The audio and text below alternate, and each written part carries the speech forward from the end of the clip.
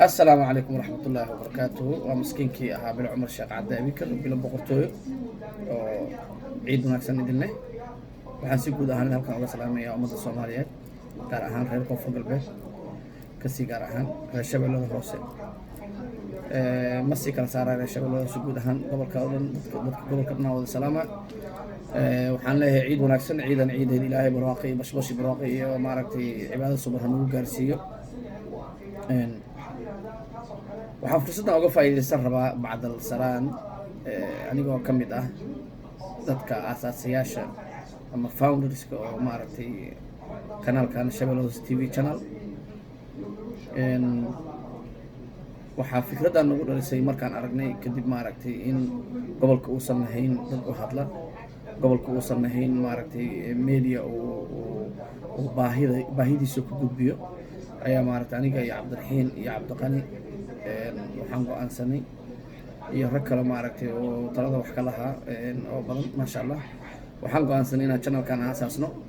haddii alla ku idmaayo marka aasaasitaankaas kadib waxaan rabnaa inaan u isticmaalno wax walba maaragtay oo maslaxadda iyo wanaagga gobolka ku jiro baahida gobolka aan ku tabino cid walbana waa lagu soo dhaweynaa oo ka qayb qaadanayso waxaana maaragtay wax dad gaar ay leeyihiin ma aha reer gobolka oo dhan aa wadaago sida aad maaragtay dulba ka aragteen reer gobolka inay aad u soo dhaweeyeen qof kasta oo gobolka Shabeellada Hoose maslaxadiisa iyo wanaagiisa ka talinayo aadan ugu soo dhaweynana cidna laguma mucaarada cidna si gaar laguma taageerayo laakiin waxaan wuxuu noqon doonaa wax maaragtay channel oo reer gobolka ay leeyihiin biidnillaahi tacaala si gaar ahaan si guud ahaan reer Koonfur Galbeed intaas ugu gudbo ciidan waxaad moodaa mataqaanaa in maaragtay ay ku soo aaday xaalad adag iyadoo maaragtay aan ognahay guud ahaan ummadda Soomaaliyeed maaragtay in cudurkan coronavirus uu aad u saameeyay haddana maaragtay waxaad moodaa gobolka Shabeellada Hoose dhibaato xoog leh inay ka jirto oo maaragtay waxyaabaha nagu sababay in maaragtay inaan channelkan aasaasno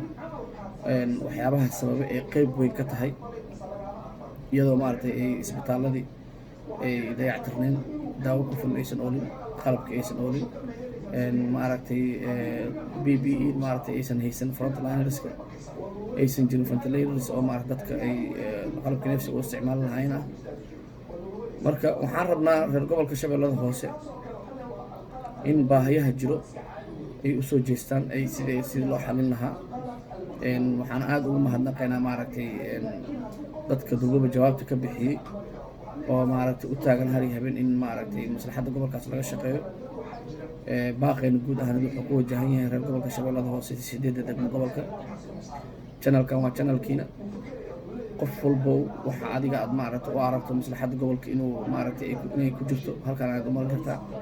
waxa aad u aragtay in gobolka caqabad uu ku yahay dhibaato uu ku yahay halkan aad u marin kartaa biidnillaahi tacaala